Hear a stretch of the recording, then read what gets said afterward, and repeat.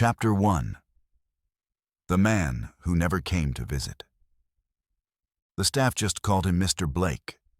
Never his first name, never Sir, just Mr. Blake. Like the name itself had walls around it. The new aides didn't know his story, just that he was polite, mostly quiet, and didn't like to be touched without warning. He kept to himself, rarely joined the bingo games, and avoided the therapy dogs like they were ticking bombs. The kind of man who seemed to fold into the corners of a room like a shadow, there, but not really part of the scenery. He didn't speak much on his bad days, but on his good ones, his voice had that steady timbre. The kind you trust, even when you don't want to. The kind that once gave orders in burning buildings, or shouted over the roar of something louder than fear. Some said he was ex-military. Others thought maybe a retired firefighter. There were hints. Calloused hands, an old wrist tattoo, the way he scanned a room like it might catch fire, or worse, explode. A cane that looked like it had been carved from the limb of a story he didn't want to tell. But the truth was, no one really knew. Except Callie. She worked nights at Ridgeview Nursing Center, 12-hour shifts, 3 days a week. Quiet, reliable, always first to volunteer for the tough assignments. She never called in, never complained, just moved like someone with purpose, like someone who didn't just know how to endure, but why she was enduring in the first place. There was a softness to her, but not weakness. The kind of woman who knew how to read a silence and what it meant when an old man stopped asking for his meds and started asking about the weather. Who knew the difference between staring and searching. She always made time for Mr. Blake. Some nights, when the halls were still and the patients finally sleeping, she'd sit outside his room on break, sipping from her thermos like it was a ritual, like she was keeping a kind of vigil. Some of the other nurses said she was weirdly attached to the old man. Others said nothing at all, because sometimes silence is how respect shows up. They didn't talk much, not really. Just the occasional shared comment, a look, a nod, a pause long enough to mean something. Nobody else noticed. That was the point. Most of the staff didn't even know Mr. Blake left the facility some mornings. But Callie did. He'd sign out around 5 a.m. on the dot, like clockwork, said he liked the air, said he was checking the hydrants. Most assumed he was confused. Some laughed. Some shook their heads. But one day Callie followed. And what she saw stopped her cold. Mr. Blake didn't wander, didn't get lost. He went to Engine House 12, a rundown fire station 5 blocks east, barely operational. And he didn't just show up. He walked right in like he still had keys, like he still wore the badge. The men there, some young, some gray, welcomed him like family. They called him Chief. He smiled with them, laughed, drank bad coffee, and talked like he was one of them. Because he was. They didn't see the blankness that sometimes crept across his face at Ridgeview. The tremor in his hands when the past caught up to his nervous system. There. He was still the man he remembered being. There. He mattered. But back at Ridgeview, he never mentioned it, never bragged, never asked for anything. He let the walls of his silence do the talking, let the past keep its secrets. And Callie never told anyone. She just made sure he was okay, that his coffee was hot, his blanket was clean, and his dignity stayed intact, whether he noticed or not. She sat outside his room like it was a quiet kind of promise, a routine nobody asked about, because some bonds don't need words, and some truths don't need to be spoken to be fiercely protected. Chapter 2. The Invitation. No one understood. The invitation arrived in a plain cream envelope. No frills, no lace, no cursive calligraphy. Just a name, a date, and a location. Ridgeview Nursing Center, 5 p.m. Saturday, Courtyard. The staff thought it was a joke at first. Callie? Getting married here? Some whispered. Some rolled their eyes. A few assumed it was a pity thing, maybe a second ceremony, maybe a cost issue. But when Callie put up the tiny flyer in the break room that read, "Everyone's welcome, no RSVP needed," it stopped being a question. She was serious. Nobody really knew much about her personal life. She was one of those quiet types who kept her grief tucked in her back pocket, just beneath the photo of a younger man in uniform she never explained. Not until now. The whispers turned to theories. Was she marrying someone from the army? An old flame? A long-distance fiancé coming home? One aide swore it was that firefighter who brought her coffee last week. Another said she'd seen Callie crying in the supply closet the night before. Happy tears, maybe. Or maybe not. The only person who didn't comment was Mr. Blake. Not once. Not even when a nurse jokingly said, "You going to give her away, Mr. B?" He just blinked, looked away, said nothing. Because on that day, he didn't know who Callie was. He didn't know who he was. The memory gaps came like weather, fast, unpredictable, and without warning. And that morning, he was a stranger to his own face in the mirror. Callie didn't react, not the way most would. No tears, no forced reminders. Just a soft smile, a gentle squeeze of his hand, and a simple line. "Hope to see you there, but no pressure, okay?" He nodded, but his eyes stayed empty and still. She set a chair aside for him. A spot in the courtyard with the best view of the arbor.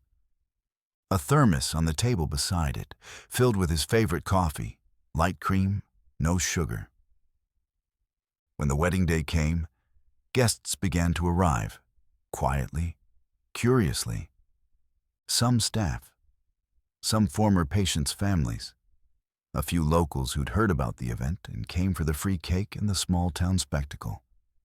And then came the real surprise.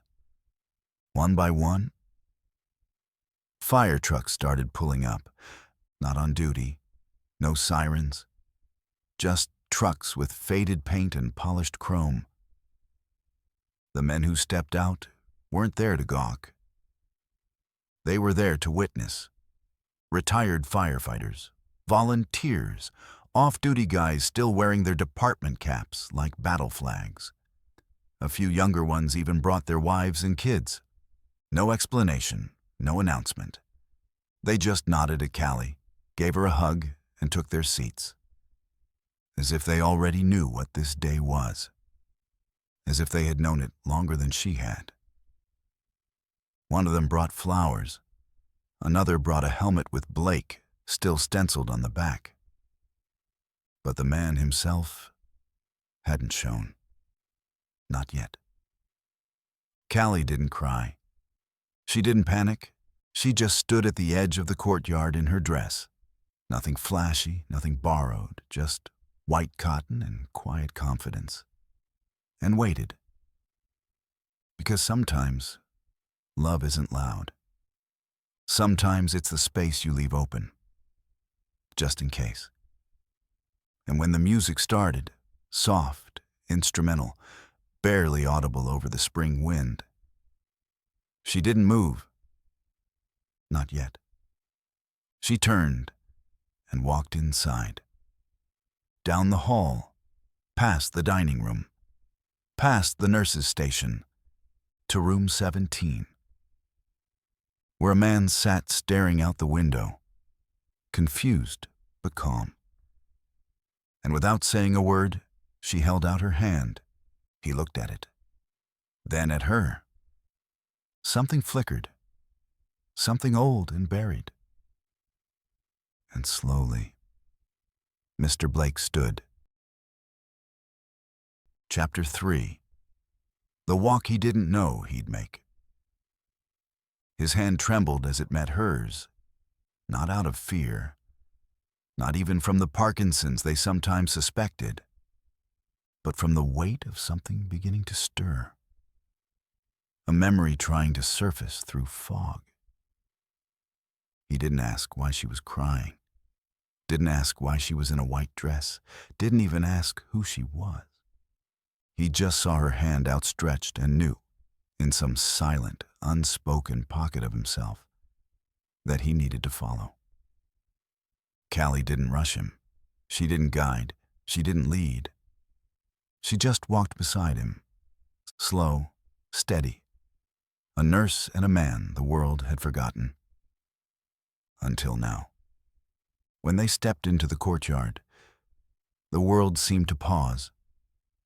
The firehouse men stood, not in shock, but in respect. Not one phone came out. No whispers. Just the quiet sound of men adjusting their jackets, standing at attention. And in the middle of the aisle, the music changed. Callie didn't let go of his arm. She leaned in, her voice barely above the breeze. "You said once you'd walk me down the aisle, even if you had to crawl." Mr. Blake didn't answer, not with words. He took one more step, and then another. The people in the chairs watched something they didn't fully understand, a moment that felt too big for a backyard wedding. And halfway down the aisle, he stopped. He turned toward her. His eyes squinted, brow furrowed, like his brain was flipping through pages, trying to find her. Callie squeezed his hand, not hard, just enough, and said, "Thank you for coming, Daddy." That word, like a key in a rusted lock. His mouth opened slightly, his eyes filled, and something cracked. Not loudly, but deeply. A dam that had held back decades of grief, paranoia, guilt. And now, a single name washed it loose. The wall he'd built to protect himself had made him forget what mattered most. And now it let him remember. The crowd didn't gasp. They didn't need to. Because what came next wasn't for them. It was for her. He put his hand to her cheek, rough, weathered, shaking, and said, "You look like your mother." Then they finished the walk. Together. Callie wasn't alone. She never had been. The man the world dismissed as a relic was something else entirely. A hero, yes. But more than that. A father. And this was his return. Chapter 4. The night the walls came down. They didn't talk much after the ceremony. Not right away. Mr. Blake sat quietly in the shade near the arbor, sipping his coffee while the crowd shifted into reception mode. His cane rested across his knees. His eyes scanned the laughter, the toasts, the dancing. But he didn't speak. Callie let him be. She knew better than to chase a moment. Instead, she drifted, table to table, accepting hugs, sharing smiles, answering 100 quiet questions without revealing the one answer no one expected. He was her father, and he had made it, not just to the wedding, but back. His firehouse crew gave him space, but one by one they passed by. Hands on his shoulder, brief nods, the kind of reverence you can't fake. When the sun dipped low and the lights came on, something shifted. A slow song played. Callie walked toward him, and without a word, he stood. She didn't ask. He didn't offer. They just met in the middle of the makeshift dance floor. One hand in hers, one on her back. The music played, and Mr. Blake did something no one expected. He rested his forehead to hers and whispered, "I almost didn't come." Callie nodded. "I know. I didn't think I could face it, all of it." "I know," she whispered, "but I'm here." He pulled back just enough to see her eyes. "And you're still mine?" Callie smiled through the tears. "I always was." Chapter 5. The guest book they didn't sign. The party wound down slowly, like a fire that refused to go out completely. Guests trickled away, one by one. The cake was half-eaten, the punch bowl drained. The DJ quietly packing up cables, while a few last holdouts lingered near the coffee station swapping stories. Mr. Blake had retreated to the bench under the oak tree. His firehouse friends joined him, flanking him like sentinels, not out of duty, but out of love. They didn't talk about the war stories tonight, or the PTSD, or the years spent wondering if their chief would ever let them see him fully again. They just sat, the way old friends do when words aren't necessary anymore. Callie stepped out into the courtyard, heels off, dress hem slightly damp from spilled champagne and late-night dew. She walked over to the bench, a little slower now, her body catching up to the emotional weight of the day. "Gentlemen," she said with a small nod. The oldest of the group, Bobby, the one with the cigar he never lit, stood up. "We're heading out," he said. "But we wanted to leave something first." He handed her a small leather-bound book, the kind you'd find in a firehouse next to the incident log. Weathered edges, scuffed corners, no title on the cover. Callie opened it. Page after page of handwritten notes, messages, from all of them, some short, just a name and a line, some long. Stories about Mr. Blake, about the calls they ran, about the nights he kept them from giving up. And near the back, a letter, folded, sealed with a piece of black electrical tape. "For later," Bobby said, and touched her shoulder. Then he looked over at Mr. Blake. "Permission to hug the bride?" Callie smiled. Permission granted. He hugged her like she was family, because she was. And then, one by one, they slipped into the night. Mr. Blake didn't move. He was looking up, at the stars. "They're still in the same place?" he muttered. Callie sat beside him. "I guess some things don't change." He looked at her then, clear-eyed, present. "You did good, kid." "Thanks, Dad." They sat in silence, letting the evening breathe around them. Then he said, almost to himself, "I remembered everything tonight." "I know. I don't know if I'll remember tomorrow." Callie took his hand. "That's okay." And it was, because memory is a flickering thing. But love stays, even when the pages go blank. Chapter 6. The morning after the day that changed him. Mr. Blake woke up before the sun. No alarms, no aids. Just his old internal clock still ticking beneath the trauma. He sat on the edge of the bed, his cane already in hand. The wedding was over. The courtyard was empty. But something had stayed with him. Memory, a rare one. Clear, vivid, alive. He remembered every step, every face, every second of Callie's voice saying, "Daddy." He held it like a photograph he refused to fold. At the firehouse, they welcomed him with that same quiet reverence. They didn't ask questions. They didn't need to.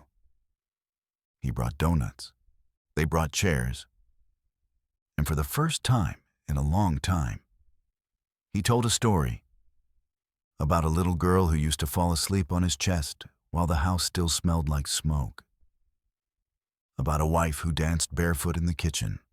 About loss and rediscovery. And the fire inside a man that doesn't die, it just dims, waits.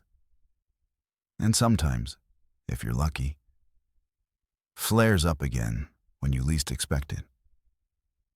That day, the old chief came home, not just to the firehouse, but to himself. And Callie? She showed up to work like always, thermos in hand, smile quiet but real, a nurse, a daughter, a woman who held the line long enough for someone else to cross it. And if you ask anyone at Ridgeview now who Mr. Blake is, they'll tell you he's that old firefighter who walked his daughter down the aisle. They might not know how long she waited, but they'll never forget the walk. If this story found its way into your heart, if you've ever waited for someone to come back to themselves, if you've ever stood quietly beside someone and held the line when no one else could, then don't let this moment pass. Share this with someone who needs to remember what love looks like when it's patient. Leave a comment and tell us where you're watching from. Because stories like this, they don't just remind us what's possible. They remind us what's real. And if you're still here with us, you're part of that reminder. Like, subscribe, and help us keep the flame lit. For the forgotten, for the quiet heroes, for the ones who always show up, even when the world forgets their name.